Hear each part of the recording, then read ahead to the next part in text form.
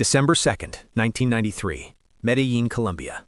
The afternoon does not unfold, it detonates. At exactly 3 p.m., sharp bursts of gunfire crack through the humid air in the working-class barrio of Los Olivos. Armored vehicles screech to violent halts along a narrow street, tires burning against hot asphalt. Doors fly open. 400 commandos from Colombia's elite Search Bloc spill into position with mechanical precision. Olive fatigues, Kevlar vests, M16 rifles held tight against their shoulders, faces streaked with green grease paint. Residents slam shutters and bolt indoors. A fruit vendor abandons his cart, mangoes rolling into the gutter as he dives for cover. The air thickens with cordite and fear. The target is a modest 2-story house on Carrera 79B. Inside is the most wanted man on earth, Pablo Escobar. For 491 relentless days, he has evaded one of the largest manhunts in modern history. Today, the hunt is closing in. Escobar was not born powerful. He entered the world in 1949 in rural Antioquia, the son of a farmer and a schoolteacher, growing up amid poverty, ambition, and the deep inequalities that defined Colombia's mid-century landscape. By his early teens, he was hustling on Medellín streets, selling newspapers, running small scams, stealing headstones to resell for profit, boosting cars and smuggling contraband. He learned early that legitimacy was slow and wealth could be seized. In the 1970s, as cocaine demand exploded in North America, he recognized an opportunity that would reshape not only his life, but the trajectory of an entire nation. Working with smugglers and traffickers, Escobar built a supply chain of ruthless efficiency. Coca paste flowed from Peru and Bolivia into jungle laboratories, where it was refined into cocaine and flown north in light aircraft, ferried by speedboats across Caribbean waters, hidden in cargo shipments, or swallowed by human couriers. By the early 1980s, Escobar and the Medellín cartel controlled an estimated 80% of the cocaine entering the United States. Weekly profits reached into the hundreds of millions. Cash stacked faster than it could be laundered. Rubber bands rotted. Rodents chewed through bundles of currency. His Hacienda Nápoles estate became a narcotic Versailles, a palace complex with airstrips, exotic animals, and sprawling grounds. Decades later, the descendants of his imported hippos would still roam the surrounding wetlands.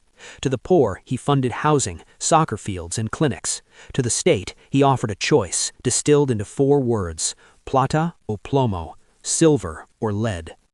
Power built on fear breeds war.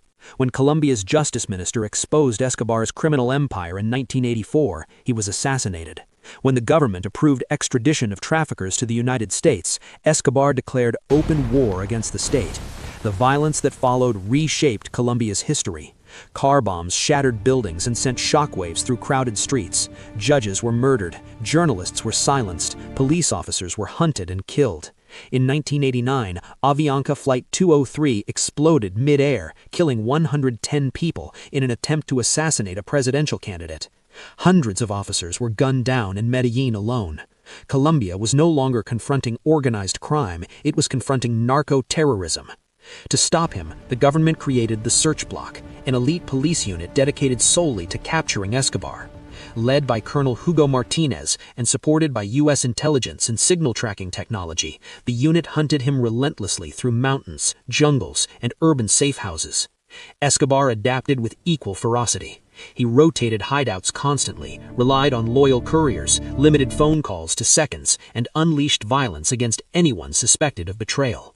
In 1991, he negotiated a surrender, but only on his own terms. He would be imprisoned in a facility he designed and controlled. La Catedral, perched on a hillside overlooking Medellín, was less prison than private fortress.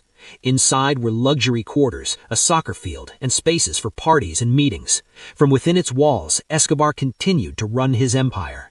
When authorities attempted to transfer him to a conventional prison in 1992, he escaped before they arrived. The manhunt intensified, and Escobar vanished into the city that had made him powerful.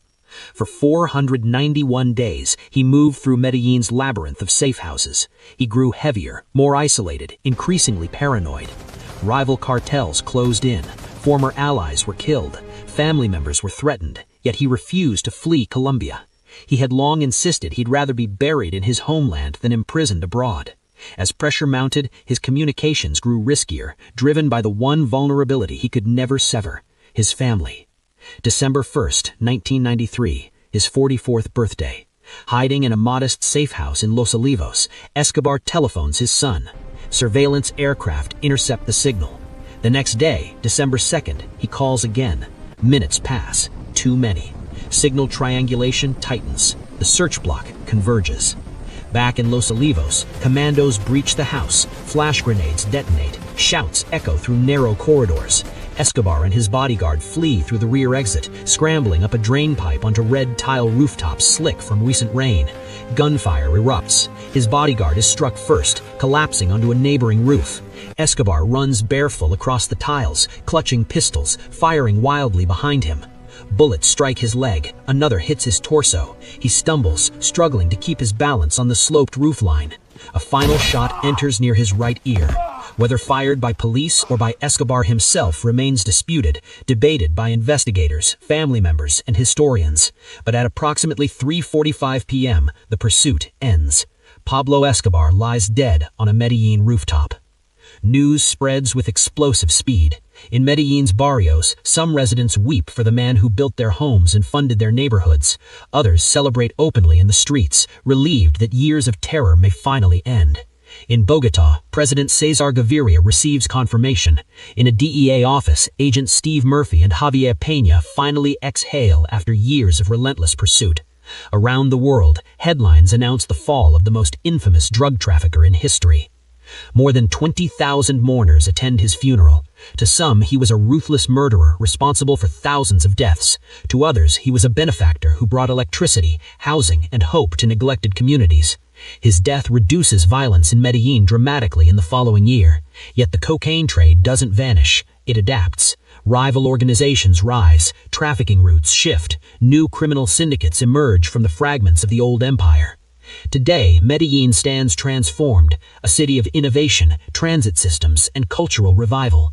Yet Escobar's shadow lingers in museum exhibits, abandoned estates, and the feral hippos roaming land that once symbolized his excess.